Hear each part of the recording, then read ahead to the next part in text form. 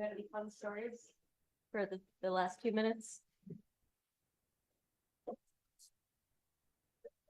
Hi. Hey, Sonny, how you doing? Good. We have the update on the status of which procedures. Yeah, well, I know this, Do we want to add that into the program and we can talk about Yeah. that? I mean, if somebody knows something, I don't know, if that's why I don't. Yeah, we can see if anyone has anything to contribute to that. thanks.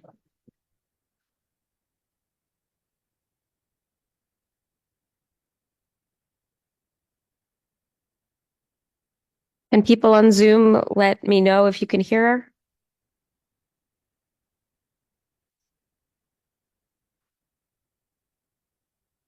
Oh, okay. We got the family hearing us. 86 IPO. This is Karen, and I can hear you. Thanks, Karen. 2023, it's 600.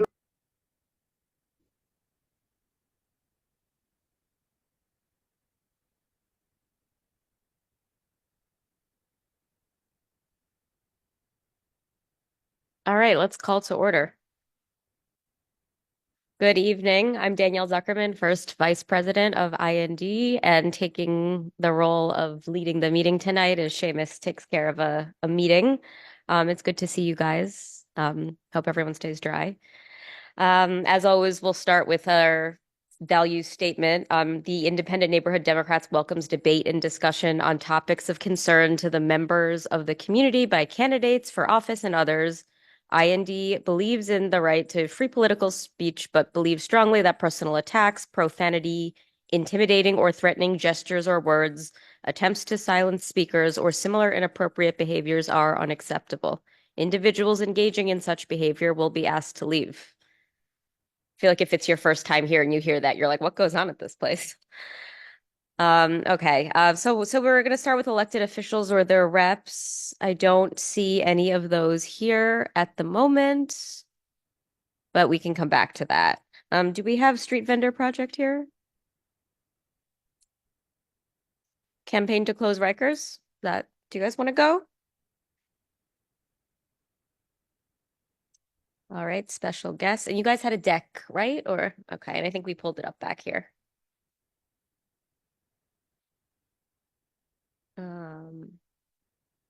Oh, let's see, we might need to log into, do you have it in your email or is it? I think we have to restart the computer. Would you be able to get it if I gave you internet access? I think so, yes. Okay. And then we just want to make sure to share screen. Okay, so I should just log into my own Yeah. email?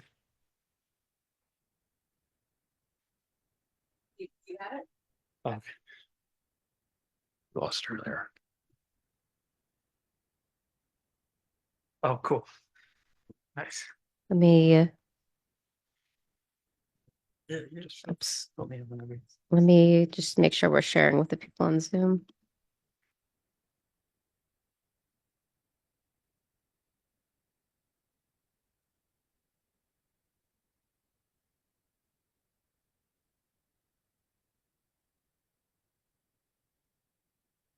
And then we want to slideshow. Okay. Can everybody online see what's going on? Okay, great. Take it away. All right. Thank you for having me. My name is Darren Mack. I'm a co-director at Freedom Agenda, which is a member-led grassroots organization dedicated to organizing people and communities directly impacted by incarceration to achieve decarceration and system transformation.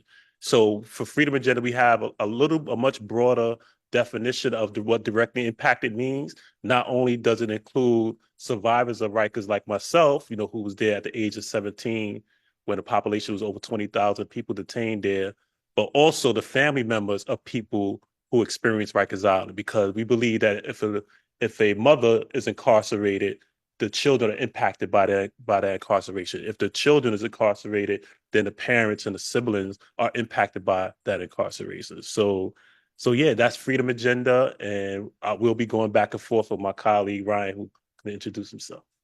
My name's Ryan Aquata. I'm the campaign coordinator, working with Darren at Freedom Agenda, and we are one of a coalition of 180 different organizations that are spearheading the campaign to close Rikers. and the campaign to close Rikers.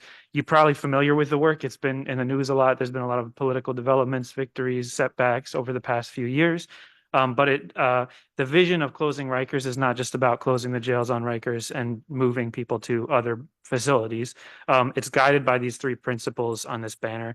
The goals of the plan to close Rikers are to decarcerate, to help move us as a city towards a place where we're incarcerating less people, to defend the rights of the people who will still be incarcerated under this system, that we believe that everybody deserves basic human rights to be treated like a human being, regardless of what they're accused or convicted of, and to divest and redistribute the resources from the systems of incarceration. The Lippman Commission estimated that closing the jails on Rikers and shrinking the system would save the city $2 billion annually. And so we are working to shift that money in ways that's going to help restore the communities that have been harmed by Rikers for the decades that it's been open. Yeah, so I guess we could get started basically talking about like why Rikers need to close, how our plan to close Rikers will make our city more safer and more just, and what's the next steps in this work. So just by I guess people could I just like to know from the audience, people listening through Zoom, what have you heard about Rikers Island? What do you know about Rikers Island? So anybody could shout it out on Zoom or in the audience here in person. All right. So, yeah. Oh, okay. Here we go. So for based upon your experience, could you share like what you know about Rikers Island? It's awful, but the New York State prison system isn't much better. But it's awful, and I'm not saying that people shouldn't be incarcerated. Yeah. I just say that I think one of the problems is that I don't think you're going to be able to fully close Rikers. But I think what should happen is that Rikers Island should have a very, very limited inmate population of only the most dangerous folks to guards and to other prisoners. And that would probably decrease it by a tremendous amount. Okay. I mean, that first step, I think, would result in probably Rikers population going down dramatically.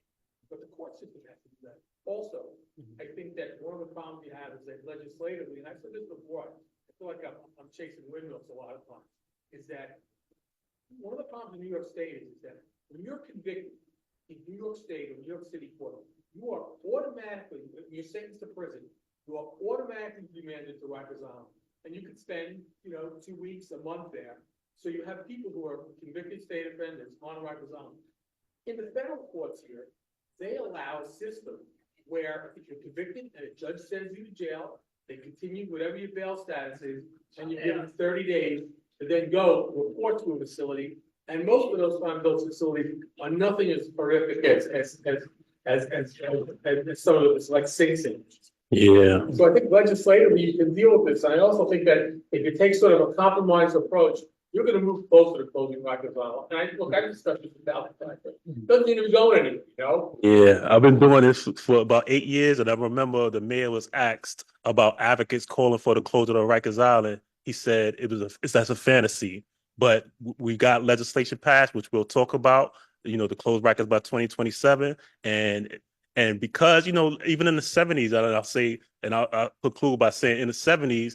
There was an effort by I think the Koch administration to close Rikers Island. Herb Sturz, he's the founder of the Vera Institute, and there was pushback. Obviously, he didn't achieve what he wanted to do, but I sat next to him when the city council voted, to pass legislation to close Rikers Island. But thank you for sharing that. And you wanted to share something about what you know about Rikers?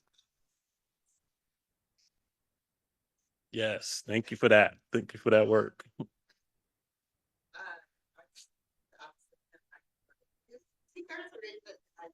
And don't want it, but part of the system is not meant for people to be there. It was not set up for actual people and for people to get better, people to live lives of dignity and safety is what I was saying. Yeah, thank you for sharing that. So with that, I just wanted to hear some thoughts on what people heard about it, what they know about it, but I'll pass it back to. Feels right. Yeah, so I mean, we're hearing Rikers, it doesn't rehabilitate people. It isolates people. It hides them in an island in the river, puts people out of sight and out of mind. It doesn't address the root causes of harm, of why they're there in the first place. So many people, I worked as a court advocate in the Bronx Criminal Court, and so many people that I was interviewing on Rikers were there because they didn't have housing and a judge didn't want to release them to a shelter, or they were there because they had severe mental illness and no institution would accept my referral. And so we're just warehousing people that are homeless with mental illness. And Rikers doesn't address that. People don't get housing when they come home from Rikers necessarily. People don't get treatment when they're on Rikers. And Rikers enables mass incarceration. As Darren was saying, there were more than 20,000 people on Rikers Island in the 1990s. It's a massive penal colony. Many people think of Rikers as like one thing, but it's 10 jails on an island, plus the jails we have in the boroughs already. So it's a massive system that has enormous moral and financial costs for our city. And I think we can maybe skip this question. Yeah. Rikers is also, you want to talk about Yeah, this? let's talk about this part. So we just basically want to give a overview, a summary of like who's on Rikers right now. So as you can see, it's predominantly Black and Latino people on Rikers Island, 61%, 28%, 8% white, 2% Asian. But what's like really glaring is the people in custody. There's actually this number is up, but it's actually over 50%. I think I see the latest number that the Vera Institute published recently, that 55% of people detained on Rikers Island have a mental health diagnosis. So that's thousands of people, over 3,000 people, because the current population is a little over 6,000 right now.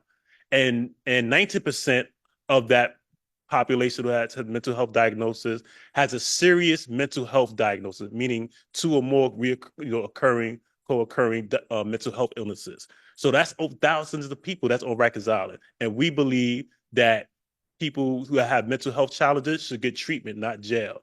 And there's been a bunch of reports, over the last, since this administration came into office in 2022, about 31 people had lost their lives in the Department of Correctional Custody, most of them on Rikers Island, and about half of them, it was because of suicide.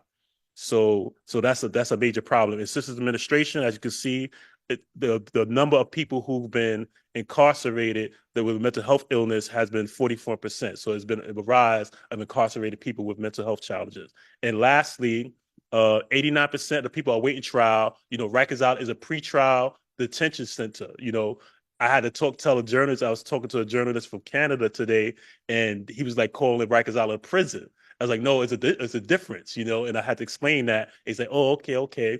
But yeah, most of the people are there pre-trial. They haven't had their day in court. And many of them are there because they can't afford bail, and there's a small population who are serving city sentences, like 1 year or less. But this is basically a summary of who's on Rikers Island. The average time in custody, 263 days. For a person with mental health challenges, they spend more time on Rikers Island than an average person who doesn't have mental health challenges, and that's a problem that we think should be fixed. So pass to the next slide. Mhm. So do they do the testing prior to them entering Rikers Island or while they're there? Because I'm curious to know whether or not being there exacerbates the issue that Yeah, I would say both. They do intake. They do give people like evaluations and analysis of their health, their mental health, etc. And at the same time, people do develop mental health issues. If they didn't have it there, they develop mental health issues while they're being detained there. And sometimes the people who already have mental health issues, it does exacerbate, those challenges.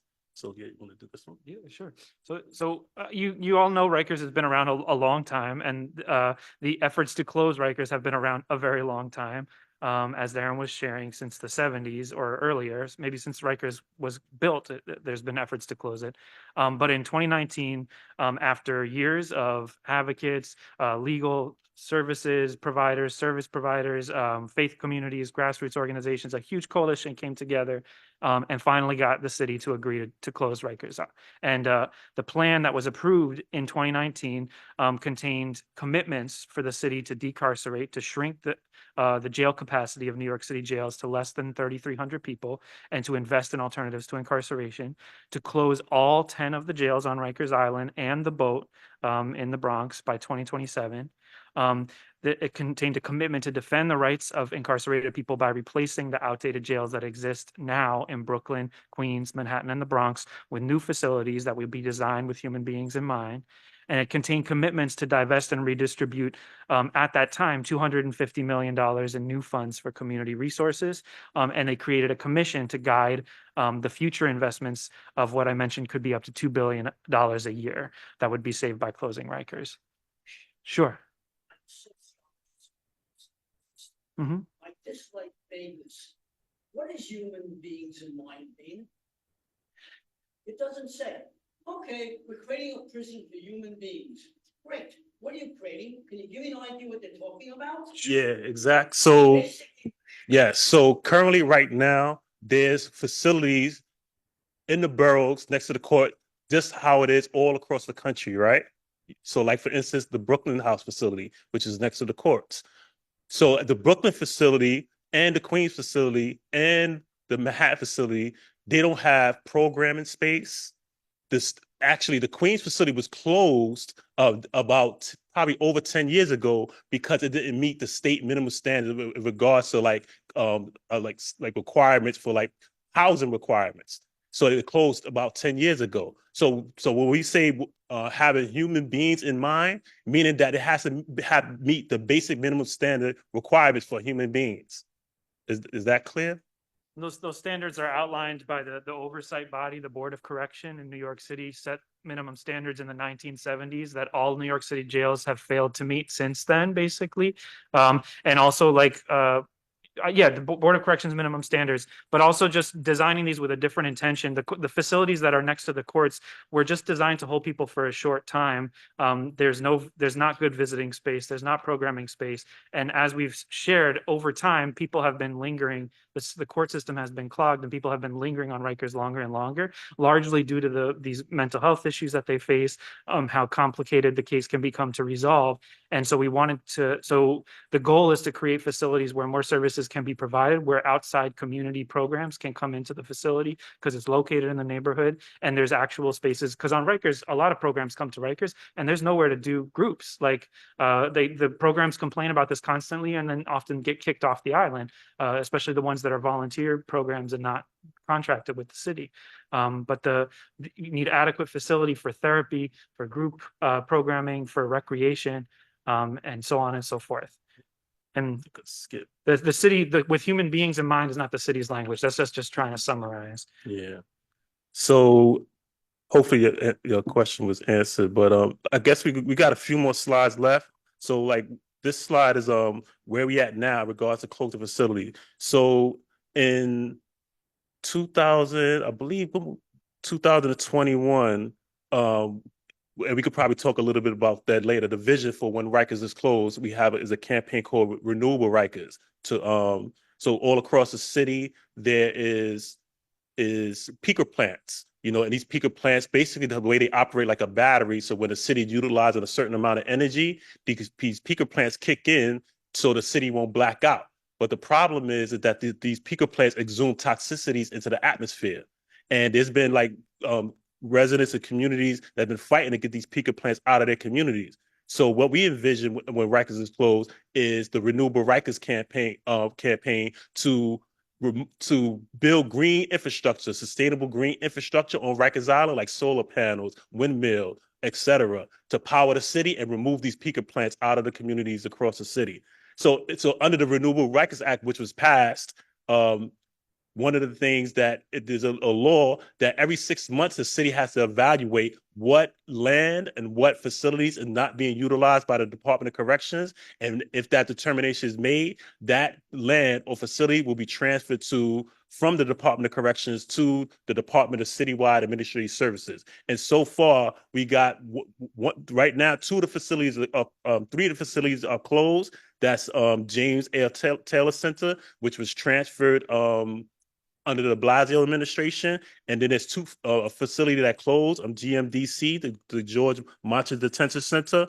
And then just recently, the largest facility on Rikers Island, AMKC, the Anna M. Cross Center, just closed. So the campaign is pushing the city to make those transfers. But by 2027, all of Rikers Island has to be transferred from the Department of Corrections to the Department of Citywide Administrative Services. And 43 acres of land also was transferred that it was unused by DOC.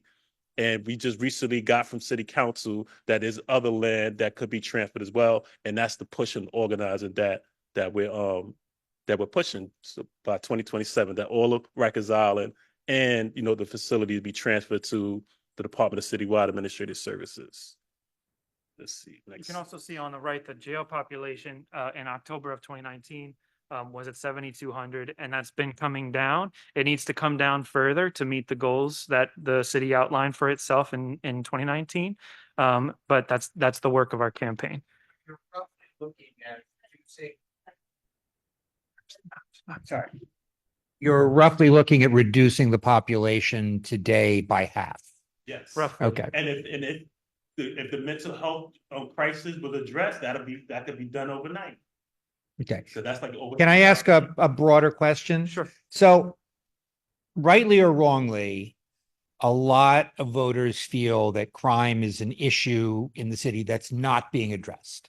It's one of the reasons Eric Adams got elected in 21. It's one of the reasons Democrats did as poorly as they did in 22.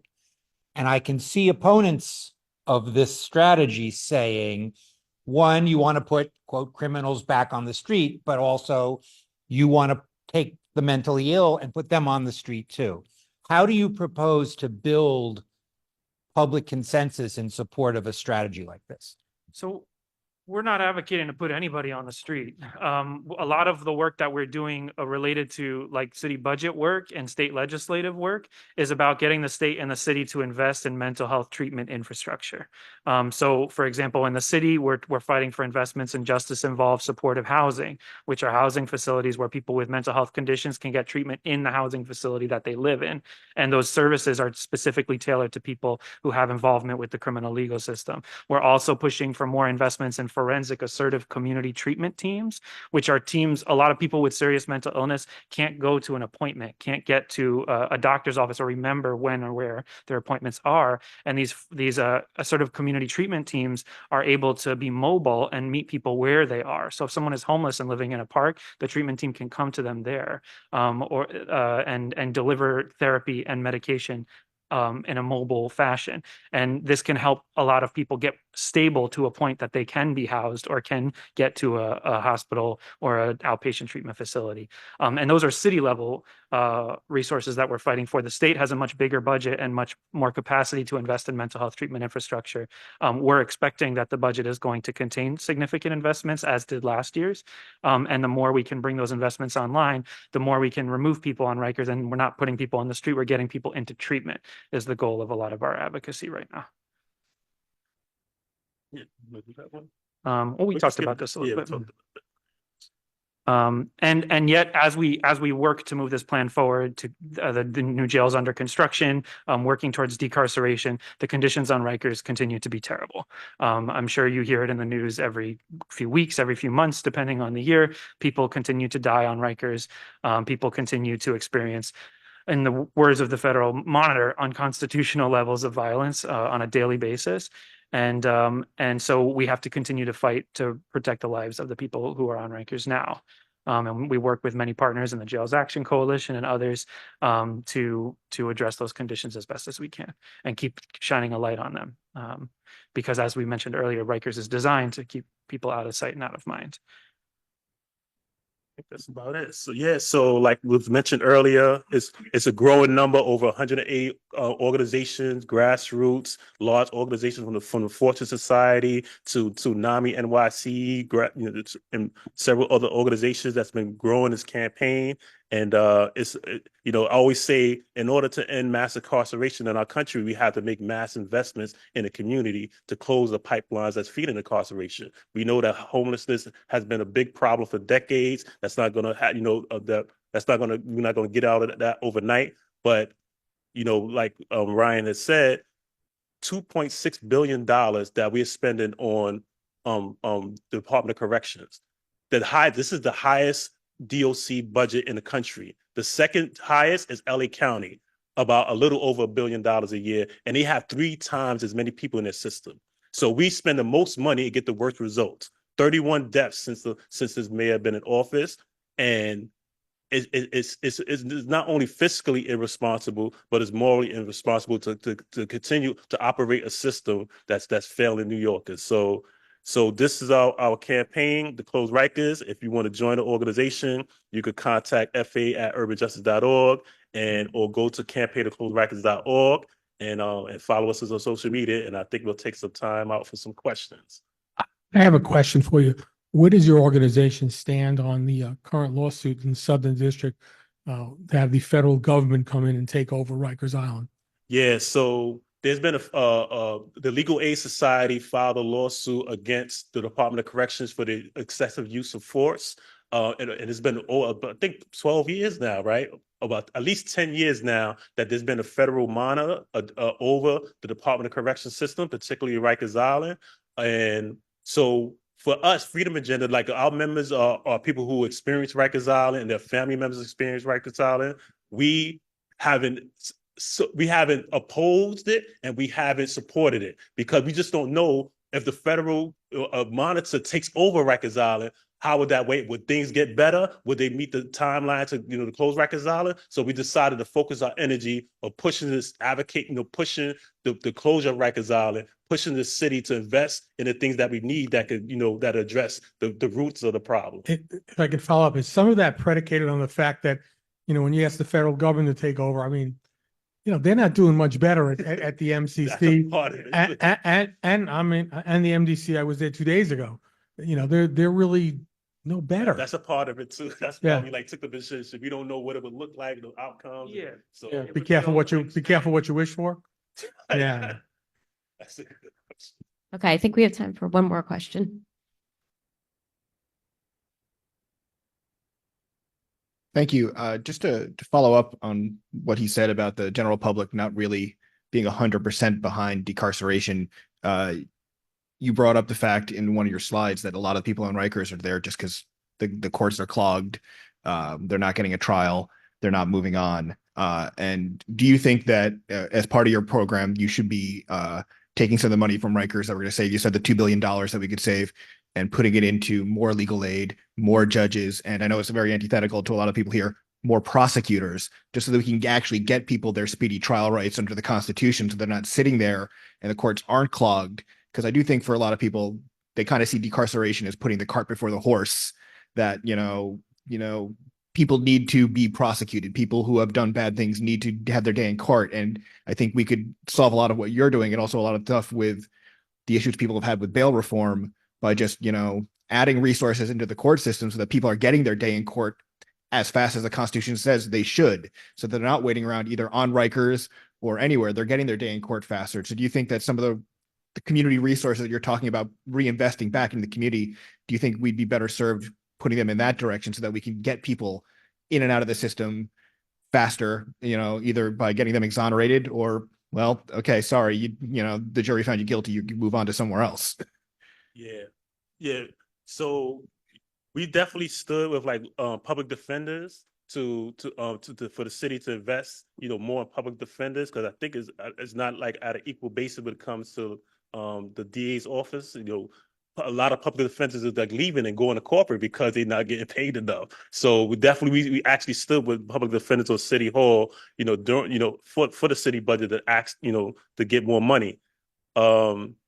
And I would say, and that's a fight. The city budget is a fight, and city council have to negotiate. So yeah, you wanted to ask? I think interestingly enough, just a couple of weeks ago during the public safety city council hearing on the budget, the district attorney from the Bronx, Darcel Clark, said her office doesn't need more money. She has the staff and the resources that she needs. She says the Bronx needs more money. We need more housing. We need more mental health treatment, because what's happening is you're just sending me homeless people. You're just sending me sick people who act out after in desperation or in a completely different planet and a state of mind. And you're asking me to solve those problems, but those aren't criminal legal problems. Those are treatment infrastructure problems. Those are like housing problems, and our society needs resources to be directed to solve those problems. And she said that herself, and she's running the district attorney's office. So I think there may be like certain cases in which a little more money can solve some problems, but like I think generally these investments need to be made. I think we all understand homelessness and housing is a problem in New York City, and we all understand like a lot of people can't get access to the treatment that they need. A lot of people can't get access to the jobs that they want or need, the education they want or need. And so that's a lot of what our work focuses on. Thank you so much. And keep us posted on how we can be helpful. Share one page of, I guess we could share this one page of like Yeah. a little more in-depth information, and yeah, we hope that if that join the growing coalition campaign.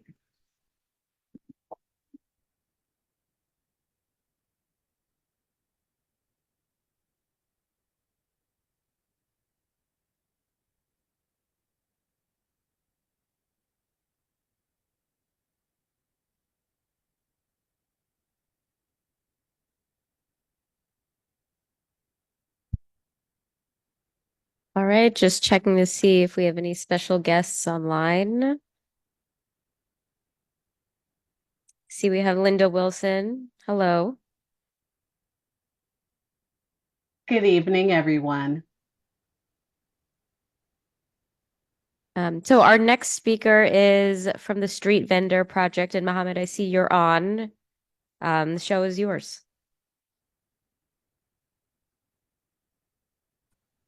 Hello. Hi, everyone. Can you all hear me? Yes. All right. Good evening, and thank you so much for having me again. I know that we met many, many years ago, like before the pandemic. It was a different world. It's so exciting to be with you all and share a little bit about the work we do and street vending and the systems. And of course, what's happening like right around Brooklyn Bridge. We know that this is like one of the conversations that have been pretty challenging. So if it's helpful, can I share some slides? I have like few slides, if that's Yeah, let me give you access. you. Let me know if that works. Yes, it is working. Excellent. Great. So, right. I hope you all can see my screen. Right. Yes, we can see it. Great. All right. For some reason, it's not blowing up, but maybe I have like a little bit of tech issue, but okay. So let's just go with what we have right now, I think. Yes, right there. All right, so we are the Street Vendor Project, and we are a nonprofit organization, a part of the Urban Justice Center. It is really great to see some colleagues earlier from Freedom Agenda and folks talking about closing Rikers. But basically, we are a membership-based organization, a part of Urban Justice Center, founded in 2001. The purpose of the Street Vendor Project and the creation of this project was to make sure that street vendors have a voice in New York City, right?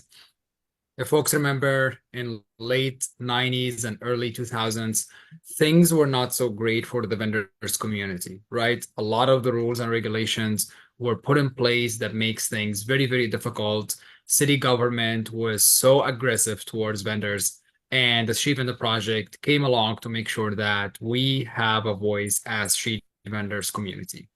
A lot of education, a lot of services, a lot of legal support and small business support that we provide to our members. But the core of the work is organizing, building power to the hardworking small business owners, street vendors across the 5 boroughs.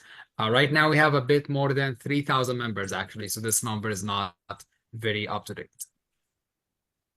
Next.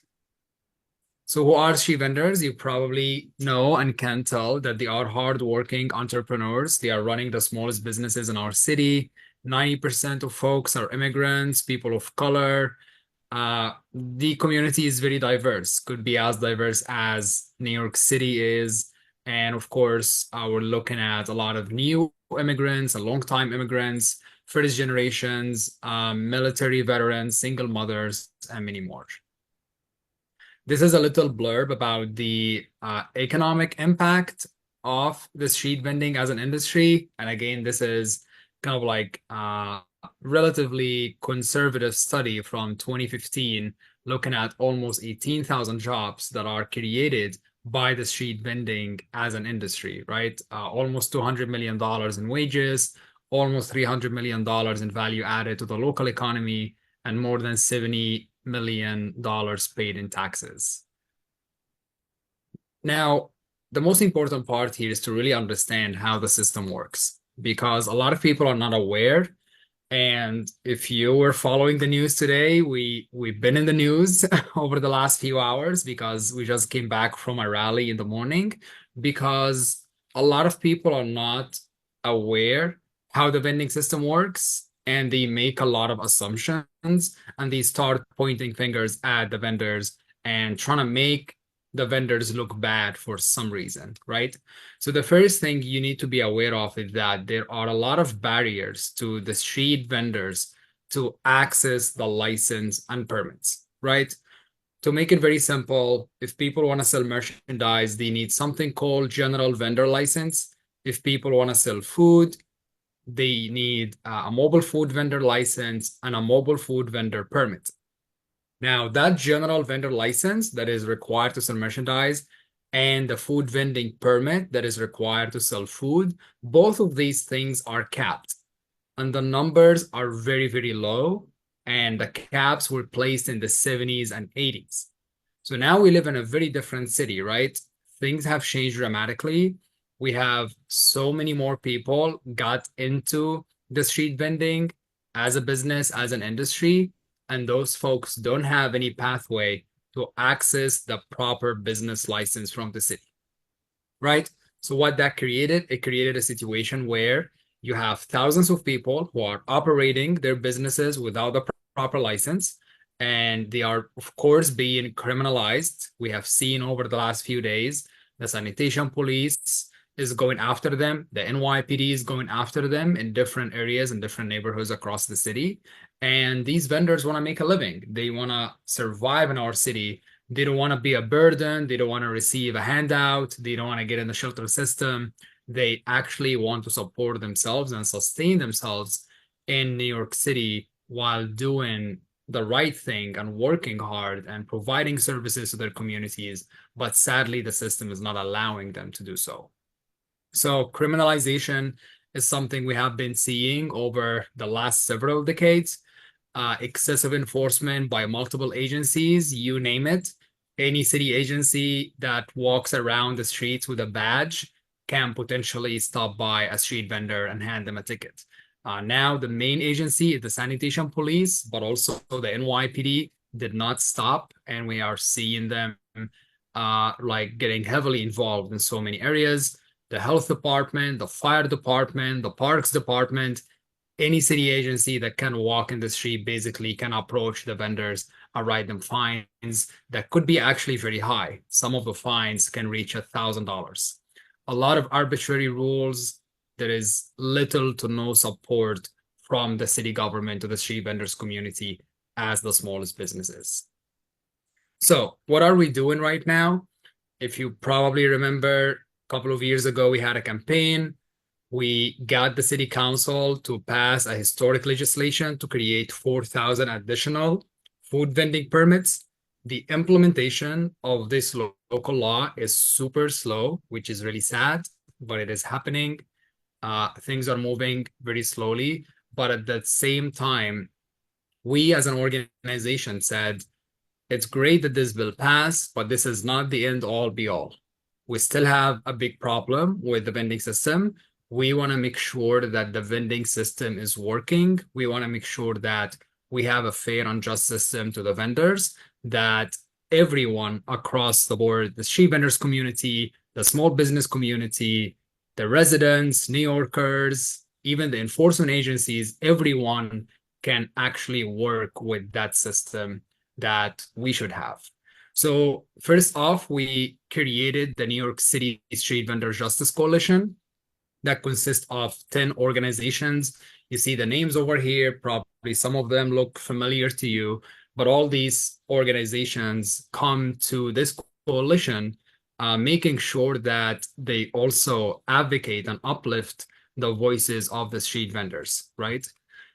This coalition came together back in 2021, and we worked on a platform. So we worked together to put a platform, and we presented this platform to the city council back in 2022.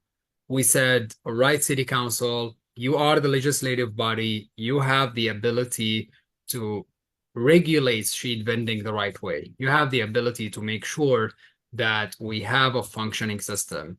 And we have identified 4 main pieces to make sure that we have a system that's functioning. The first piece, which is the most important, is full formalization of the vending industry. And that means creating the permits and licenses that vendors need to obtain to operate their business in a lawful way, and make sure that no one is turned away if they want to access a license or a permit. And for context, this is what's happening right now. The rally I referred to like earlier today basically was a response to a council member in Queens. If people probably following the news over the last few days, council member Francisco Moya from Queens basically called the police and got more than 35 cops to go all around Roosevelt and Junction Boulevard and removed all the vendors in the area. And in an interview with the press, he literally said, if you want to vend, you should have a license.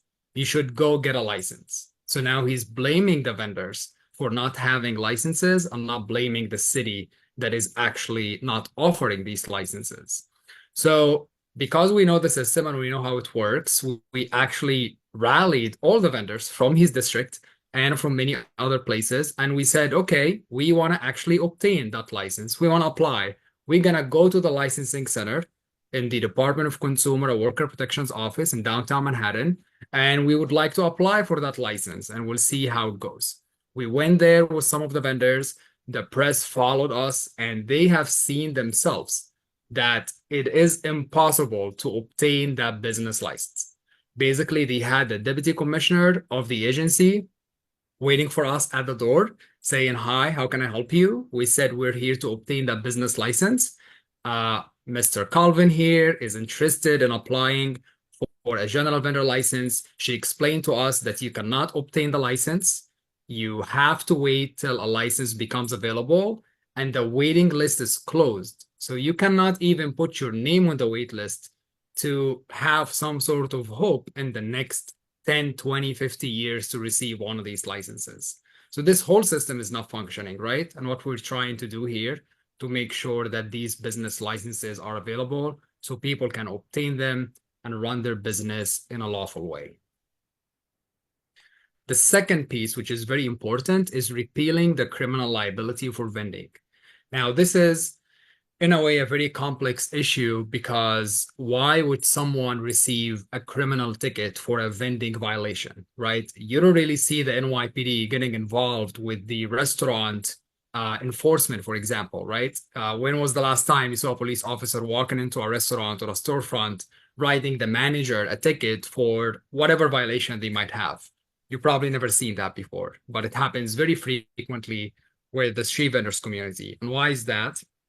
That's because a lot of the vending violations have some sort of criminal liability to it, even something as minor as being a few inches closer to the crosswalk than you're supposed to be, or not wearing your license. If you forgot your license in your back pocket, you can actually receive a criminal ticket and go to criminal court, and you could probably have something on your record if you keep doing that. So what we're trying to do here is make sure that we repeal that criminal liability, reduce it, and make sure that all the vending violations and all the fines will go to a civil court, which is OATH, the Office of Administrative Trials and Hearings. The third piece is creating sector or a division within SBS, Small Business Services Department, to provide services to street vendors that will look like, creating resources, trainings, workshops, making sure that we also do outreach and education to the street vendors community. Because again, street vendors do really come to us. They don't come and knock our door and say, I'm a street vendor, I want to learn about the system. We actually have to go out there, and this is our job right now at SVP. But basically, we're a very small team, and there is a massive population of street vendors across the city. We want to make sure that the city agencies can actually do this work that is very important and needed. And the very last piece is creating more legal vending locations, because it is very, very difficult to find what is called a legal vending location.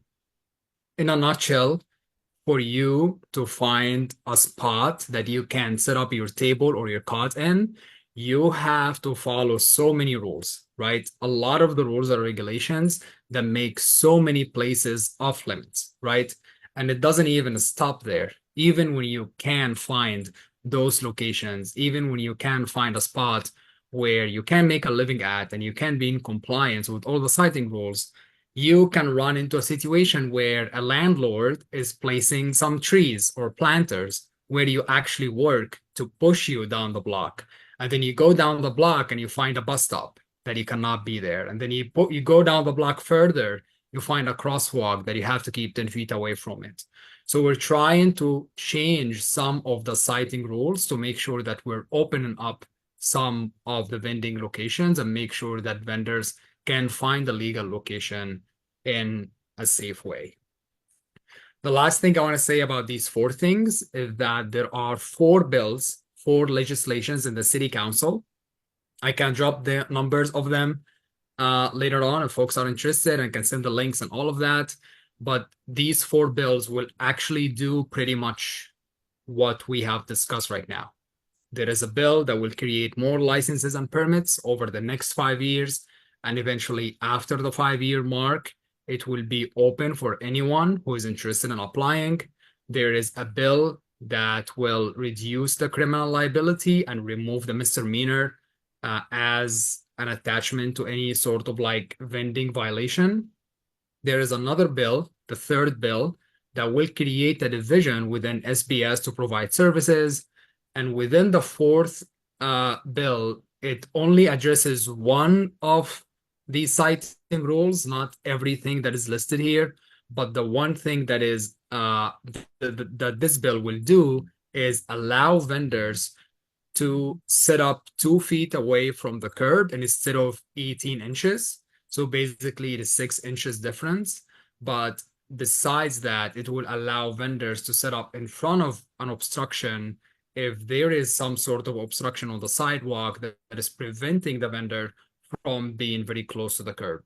And the caveat here, which is very important, is that vendors cannot set up in front of any obstruction until there is a clearance of 12 feet for pedestrians in front of that obstruction.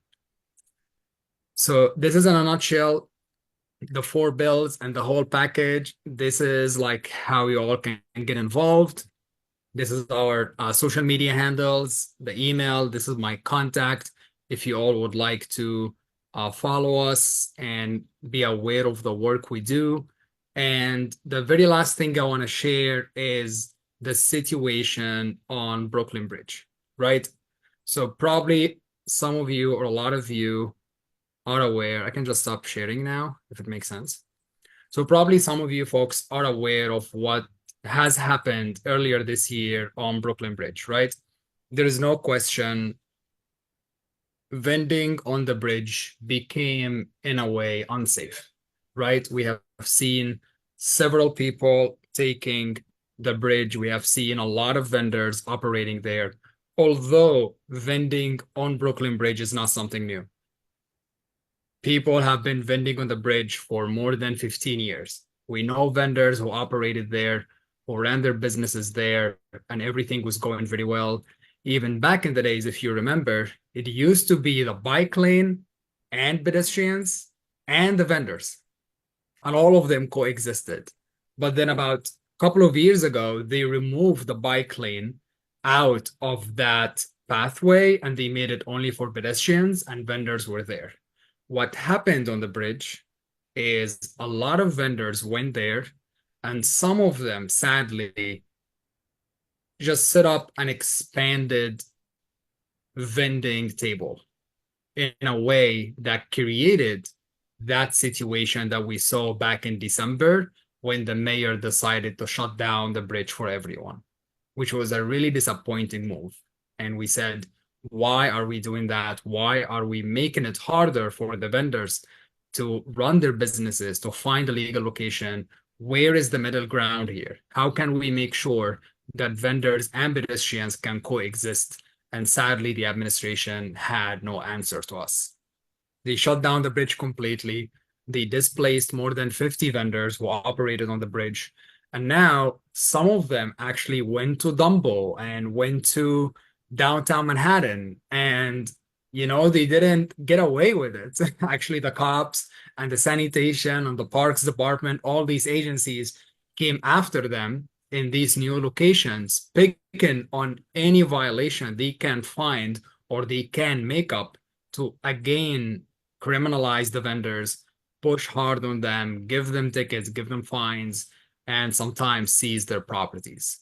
So it has been like a really difficult situation, but to address that, there is a proposal in the city council. There is another bill sponsored by council member Gail Brewer to basically ban vending on the bridge pathway and allow it only in areas where it is very wide, 16-foot wide or wider, which is pretty much less than half of the space on the bridge. And of course, with the right compliance and with the right enforcement mechanism on the bridge, we believe that things can work on the bridge again. This is, in a nutshell, my spiel. I want to pause and see if people have any questions for me. Any questions? Anyone on online have questions? Hi, this is Joe Coletti. I have a question. Speaking, you mentioned specifically the bridge, but at what point do you mentioned safety and also I'll say sightliness, though some people may shake their heads. At what point do the vendor and the pedestrian have to either recognize that there's an unsafe condition? You mentioned Dumbo. Well, the problem there was people were being pushed in the streets. The problem on the Brooklyn Bridge is you had gas-powered generators, and the other thing is it's not a flea market. At what point do vendors or can you have something where, and you have cultural items here, where the city is not a flea market and you're blocking sidewalks and we don't have the same conceptions of space that a lot of the vendors do. Just if you could just answer that, and I'll say it, I'll be snarky. Gail Brewer can put the vendors up on the Upper East Side. Why is she bothering with the Brooklyn Bridge? It was over 90%, if not more, of residents who didn't want vendors on the Brooklyn Bridge. And I'll say I walk over the Brooklyn Bridge at least 3 or 4 times a week, and it's a pleasure to see it brought back to its original purpose and to see people being able to move freely. So thank you. Yeah, sure. Thanks for the question. It's a very valid point, right? Like, how can we make sure that vendors can coexist with pedestrians in a safe way?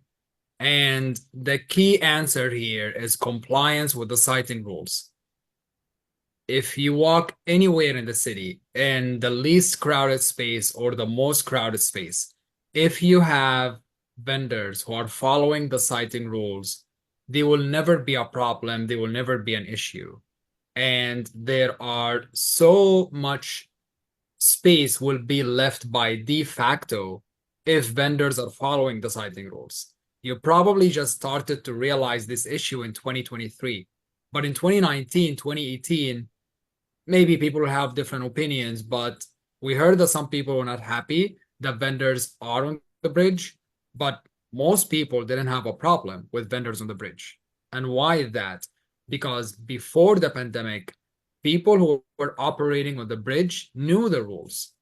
They were long-time vendors. They know the siting rules. They know the proper size of table. They know how to set up their tables and their vending setups the right way.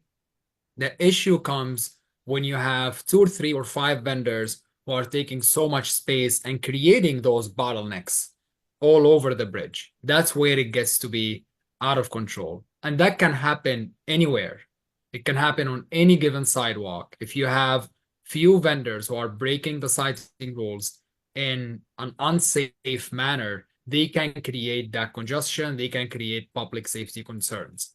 But if you have everyone following the siting rules, I think the vendors and the pedestrians can coexist in a very easy way. Thank you. I appreciate it. Okay, anybody else?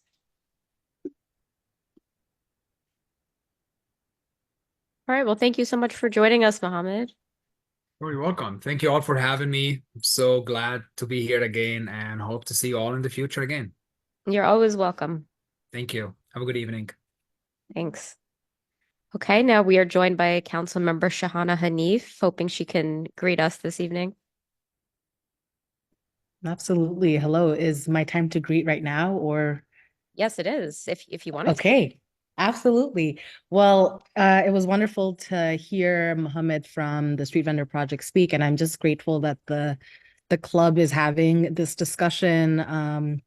Very contentious, of course, in our communities, and equally contentious in the city council. And so grateful that IND has taken a proactive step in just bringing Mohammed to the group and allowing members to engage very thoughtfully. And we really want to make sure these micro businesses flourish, but of course there's regulations and enforcement mechanisms that need to be improved, and hearing directly from our constituents is critical. I work very closely with vendors and hear from constituents, and particularly on the Brooklyn Bridge part, Councilmember Ressler and I are partners. And so I was just grateful to come in and hear the presentation from SVP, and also the great question that was asked by Joseph. Deeply appreciate it. Grateful to be able to make it to the Zoom this evening. I'm at City Hall. I wanted to come out, but wasn't able to get there on time. We just wrapped up participatory budgeting. Thank you all so much. If you voted or hosted a voting location, we did a lot of work this cycle to really get young people involved, and we had a crew of leaders in every school, since PB voter eligibility is 11 and older. So every school was targeted in a very special way. And I'm just grateful to the work that my team did to expand civic engagement across our district, and and really shed more light on how the city's budget works. We always, of course, get questions about why there are school bathrooms and sinks on the ballots. And while my office, of course, funds almost all of the schools, whether it be sinks or bathroom related, or yard renovations related, I find it particularly important for our constituents to understand that the Department of Education and the School Construction Authority on their own are not prioritizing renovating or making sure that the bathrooms are operating. It's really, really outrageous and wild. And to be able to share that more widely within the community is particularly important for me, to just shed light on the inefficiency and the ineffectiveness of the ways in which this city's administration is operating at this time. We have a new district office, which will open on May 15th, finally. We have had a rough real estate spell. And will be situated at 197 Bond Street. And we'll be sending out an invitation in the coming days for you all to join us in just an opening soiree. Excited to have a new office. We, as you know, we were on Fifth Avenue between 9th and 10th for over a decade, but now because of redistricting have been displaced. But this new office in Gowanus is really, really wonderful, and we look forward to inviting you to our office. I'm hiring a new constituent services director. I'd love IND to be able to just circulate. We are looking for smart, talented individuals to apply. Of course, the council staff is now unionized, so the salary is competitive and lots of great benefits, and just really grateful to be somewhere where workers are going to earn a living salary in our city. We've got some volunteer opportunities that I shared in my newsletter. Saturday volunteers to support with our with the project that I've inherited from Councilmember Lincoln Ressler, our CSA program with our public housing constituents. This is going to happen every Saturday beginning on May 6th. So would love to have you there. I'll be there. And then in Kensington, I've partnered with CHIPS for a monthly food distribution. It is going super, super well. We need some volunteers on the ground for that as well. So if you'd like to spend time with us, spend time with the community in Kensington, please reach out to us. And I know that you all have our email. Please sign up for the newsletter. This past Sunday, I shared updates about the parks projects that I'm funding underway. It's really wonderful to see many of those projects either having broken ground or completed, and really excited to take more feedback from this community around where else in our neighborhoods we could use some transformative improvements across playgrounds and, of course, park spaces and plazas. And then coming up this Sunday with Assemblymember Bobby Carroll, we're hosting a Spring Clean and Green by Mashadi Circle. And then Happy Earth Day in advance. I will probably see some of you across the district this weekend. Thank you all so much. Thank you, Happy to Councilmember. take any questions. Lots going on. Lot going on. We're doing well. We're keeping busy. Well, thank you for sharing. I see that we have Assemblymember Simon, who has a narrow window to talk to us, but does anyone have any quick questions for the council member?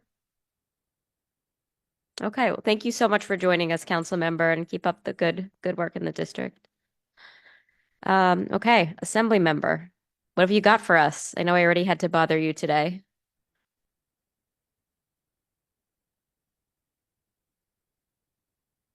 Sorry, I'm on my phone, so outside of we're in conference right now, conferencing the last two budget bills.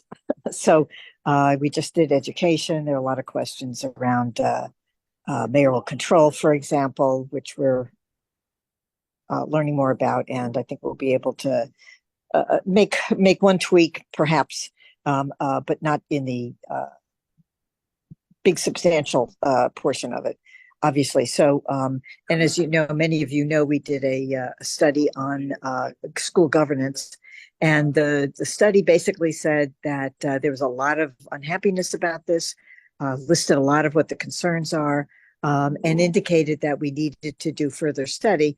And part of that is, I think that there are not a lot of governance models of school systems that actually work terribly well.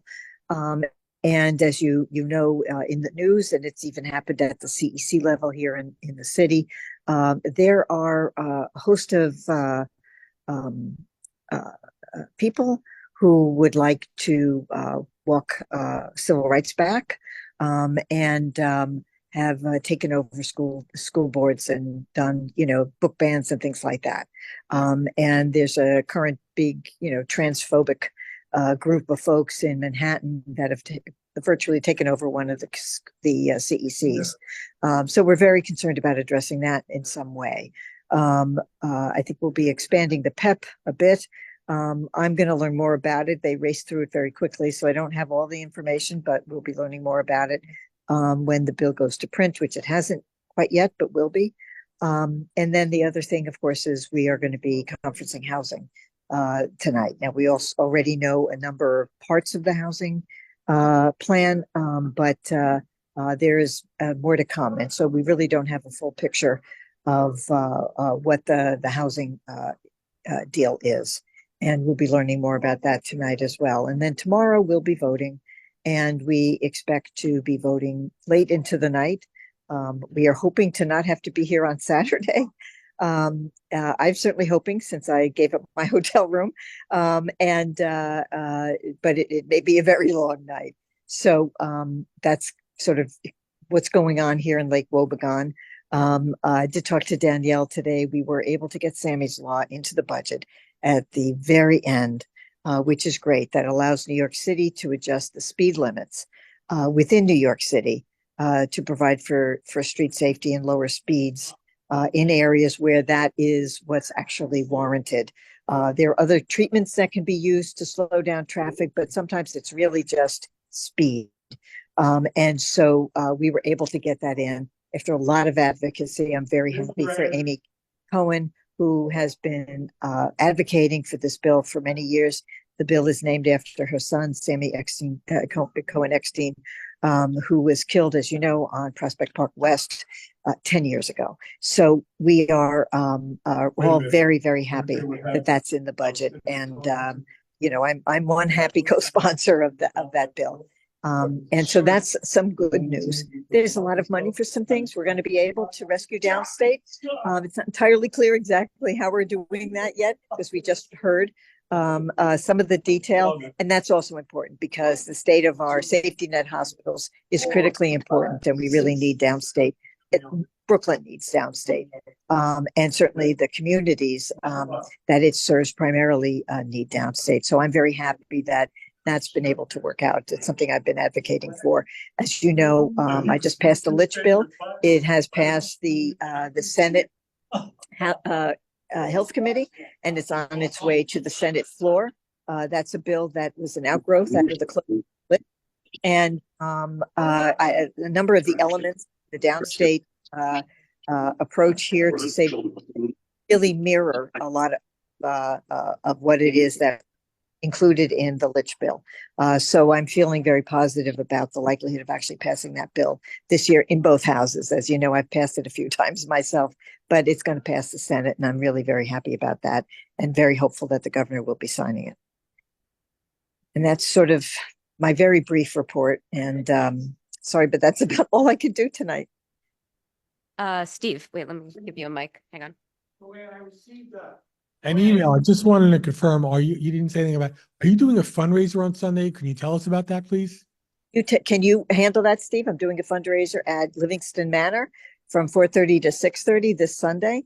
And we'll be happy to send you an invitation. And I thank you. We're also doing a mammogram van. If you need a mammogram or you know somebody who might, ask them to call my office and make an appointment. The mammogram van will be there on May 9th, but they really want appointments made well in advance. So I would encourage folks to take advantage of that as well. Also, I'm next on the list, so I got to go. Bye. Bye. Got to leave the meeting here. I don't know how to do that. Come on, here we go.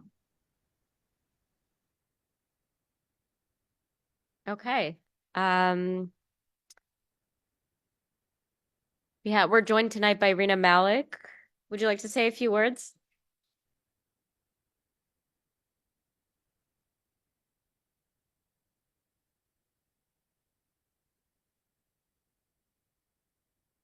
Hi, friends. I can't believe that this is my last meeting. And apologies, I'm going to be looking down at my phone because I wrote down some thoughts I wanted to share. As my political activity window closes, I wanted to say a huge thank you to all of you. I'm so grateful for IND's support throughout my candidacy for civil court judge.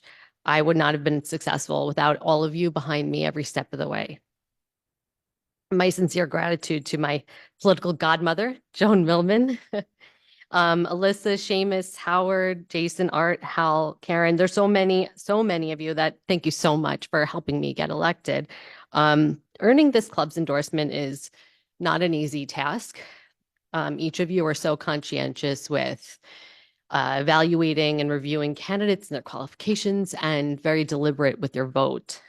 So for those who have received your endorsement, they should feel honored, as I know that I do. I'm so grateful to have been a member of this preeminent club for so many years. It should go without saying that IND is a true force in grassroots democracy, and it's a force not to be reckoned with. Having watched IND's leadership from Joe to Jason to Alyssa, now Seamus, I feel very proud of all the things that we've accomplished over the last couple of years. And I look forward to hearing about all the more amazing things to come, even if I can't physically be with you as I have been in the past. I'll miss petitioning with you, even in the coldest and stormiest, rainiest conditions. I'll miss canvassing in front of poll sites, even if most of the people I talked to in front of City Tech were tourists walking on the Brooklyn Bridge. I'll miss being enlightened and educated by all the fascinating speakers and presentations that the club brings to highlight really important issues during the meetings, just like tonight. So thanks to the speakers too, if you're still here. But I have developed so many friendships. So even though I won't be around as much, please know that for each of you, my friendship will live on in my hearts and in our hearts and minds. So thank you, IND. I'll miss you. Thank you. That was so sweet. Thanks so much, Rena. All right, I think we're going to transition from me to your actual president. Thank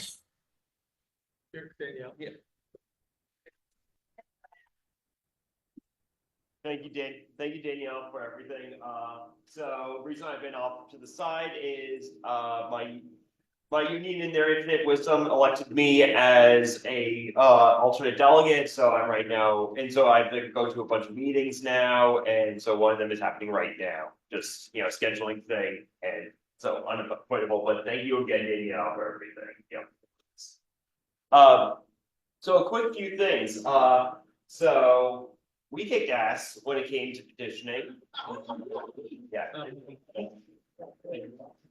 So I'm going to give us a few numbers for you. So we collected 1,656 signatures for our slate for the 52nd Assembly District. Okay. So a little bit more of a breakdown there. For Senator DeNardis, we collected 1,194 signatures. For Senator Zelmer Myrie and also for Norma Jean Jennings, we were able to collect 384 signatures. And mind you, that's only 20 election districts, so that's actually really very impressive. Then, with all the issues we had with petitioning, with issues with printing and all that, and we had two separate things, we still did pretty well. We got 153 for Congressman Daniel Goldman, and 45 signatures for Congresswoman Nydia Velázquez. So grand total. She's also racist, so one ED. Yeah. Oh yeah. Yeah. One ED. Wow. 45 signatures. So grand total, everyone, of the number of signatures we got, 1,958. Wow. Yeah. So give yourselves a round of applause. Yeah, that's what you did. So because it's sort of become something of a tradition, we have a bit of a present for our top petitioners. So two of them are present this evening, but so one is actually not feeling well, so she couldn't make it, but I'll announce it in a second. But number 3 is Art Levy, who pulled in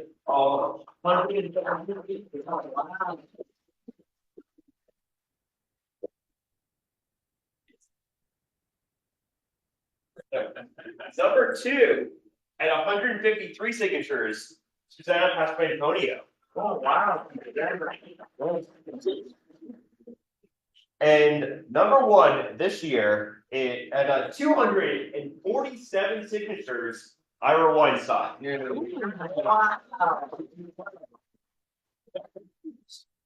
Thank you. Of course. See, it's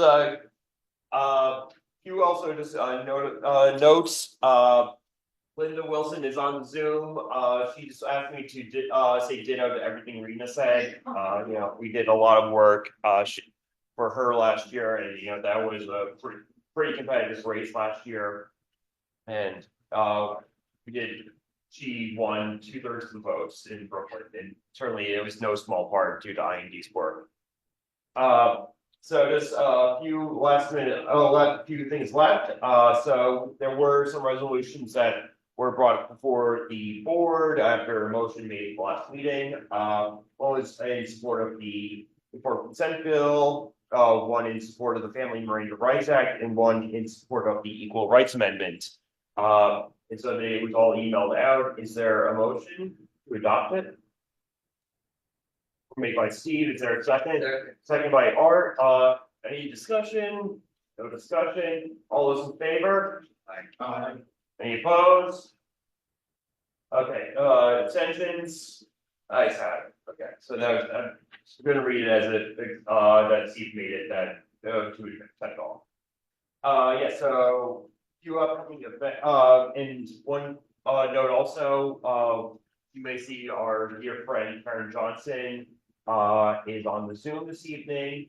Some of you may have heard she had an accident and is currently rehabilitating at Calvert Hill Health Center. And you know, we do wish her all the best, and she's in our prayers. If anyone wants to come visit her, she is allowed visitors. She's in room 326, as I recall. I was remember these things. But she is on the mend, so we are very happy to hear that she's doing okay. Some upcoming events. Joanne did mention her. Oh yes. How did I forget this one? In case you did not read Politico or Sydney State the past week, Alyssa Kennan gave birth, or was I gave birth to beautiful baby boy, Solomon Daniel Meyer Kurt. From everything we know, mom or baby and parents are doing great. You know, we look forward to our newest member, and they already do have some IND 1C.